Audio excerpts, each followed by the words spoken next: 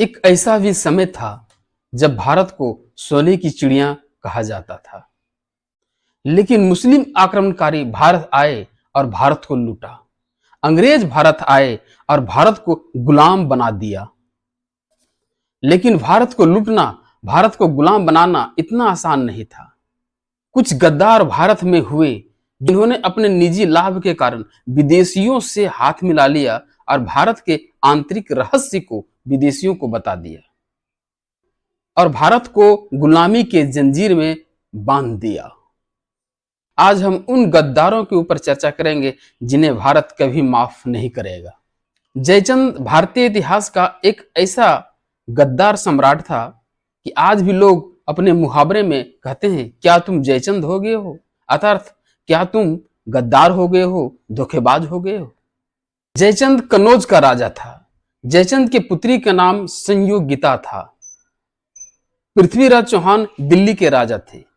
पृथ्वीराज चौहान और जयचंद की पुत्री संयोगिता एक दूसरे से प्रेम करते थे, लेकिन जयचंद अपनी पुत्री संयोगिता का विवाह पृथ्वीराज चौहान से करना नहीं चाहता था। एक प्रतापी, एक बहादुर राजा से विवाह करने के लिए जयचंद ने स्वयंवर का आयोजन किया। पृथ्वीराज चौहान स्वयंवर में उपस्थित हुआ और संयोगिता को लेकर के भाग गया।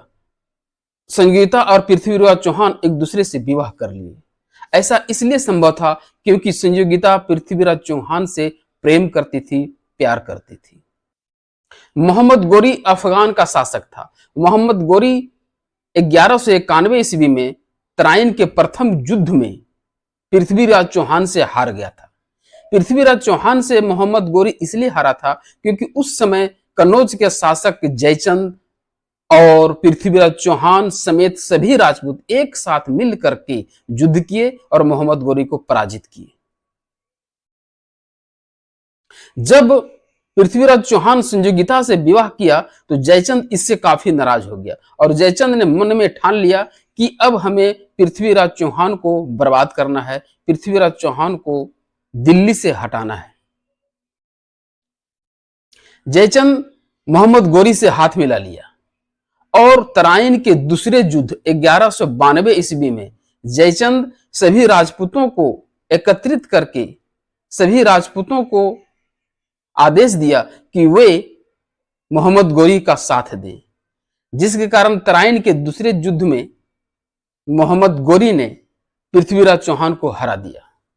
यह इतिहास का सबसे काला दिन था क्योंकि इस युद्ध में एक राजपूत ही दूसरे राजपूत का कत्ल कर रहे थे। तराइन के दूसरे युद्ध में पृथ्वीराज चौहान की हार के बाद दिल्ली का शासक मोहम्मद गोरी बन गया। जयचंद को लगा कि मोहम्मद गोरी उसे दिल्ली का शासक बनाएगा, लेकिन मोहम्मद गोरी चंदावर के युद्ध में जयचंद को पराजित किया और उसे मार दिया। मोहम्मद गोरी अपने गुलाम कुतुबुद्दीन ऐबक को दिल्ली का शासक बना करके वापस पुनः अफगान चला गया। सिर्फ और सिर्फ जयचंद की गद्दारी के कारण भारत में गुलाम वंश का शासन शुरू हो गया। भारत में दिल्ली सल्तनत का, भारत में इस्लामों का, मुसलमानों का शासन शुरू हो गया। बंगाल का शासक सिराज उद्दौला था और भारत में ईस्ट इंडिया कंपनी व्यापार कर रही थी। ईस्ट इंडिया कंपनी बंगाल के शासक को पराजित करके बंगाल में खुद अपना राजनीतिक व्यवस्था कायम करना चाहती थी। ईस्ट इंडिया कंपनी की सेना का नेतृत्व रॉबर्ट क्लाइव ने किया। रॉबर्ट क्लाइव और सिराजुद्दौला के बीच 23 जून 1757 को प्लासी का युद्ध हुआ।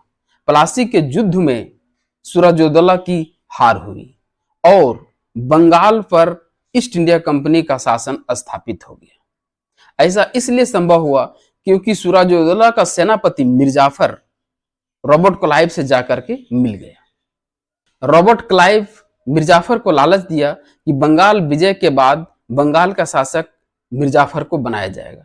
गद्दार मिर्जाफर को बंगाल का शासक बनाया गया, लेकिन वह रॉबर्ट क्लाइव के हाथों का मात्र कठपुतली था और रॉबर्ट क्लाइव के इशारों पर नाचता था। प्लासी के युद्ध में हार के बाद अंग्रेज भारत को गुलाम बना लिए और यह इसलिए संभव हुआ क्योंकि एक गद्दार सेनापति मिर्जाफर जाकर के ईस्ट इंडिया कंपनी से हाथ मिला लिया था। लाहौर षड्यंत्र कांड के कारण भगत सिंह, राजगुरु और सुखदेव को फांसी की सजा सुना दी गई। 23 मार्च 1931 को भगत सिंह, राजगुरु और सुखदेव को फांसी दे दिया गया। साइमन कमीशन आंदोलन के समय लाला लाजपत राय के सर पर लाठी मारने के कारण उनकी मौत हो गई थी। वह लाठी मारने वाला व्यक्ति एक अंग्रेज अधिकारी जेम्स स्कॉट था। भगत सिंह, राजगुरु और सुखदेव ने निर्णय लिया कि वे लाला लाजपत राय की मौत का बदला लेंगे। उन्होंने जेम्स स्कॉट पर गोली चलाई, लेकिन वह जेम्स स्कॉट नहीं था, जॉन सॉन्डर्स था। जॉन सॉन्डर्स लाहौर में पुलिस अधिकारी था। जॉन सॉन्डर्स की हत्या हो गई। जॉन सॉन्डर्स की हत्या के आरोप में भगत सिंह को फांसी की सजा सुनाई गई। भगत सिंह को फांसी की सजा नहीं होती, लेकिन यह सजा उन्हें इसलिए हुई क्योंकि क्रांतिकारी दल के ही एक नवयुवक फणींद्रनाथ घोष सरकारी गवाह बन गए। उन्होंने भगत सिंह, राजगुरु और सुखदेव के खिलाफ यह गवाही दिया कि इन्होंने ही जॉन सॉन्डर्स पर गोली चलाई थी। इस प्रकार फणींद्रनाथ घोष का नाम हमेशा हमेशा के लिए भारतीय इतिहास में एक गद्दार, एक धोखेबाज व्यक्ति के रूप में दर्ज हो गया।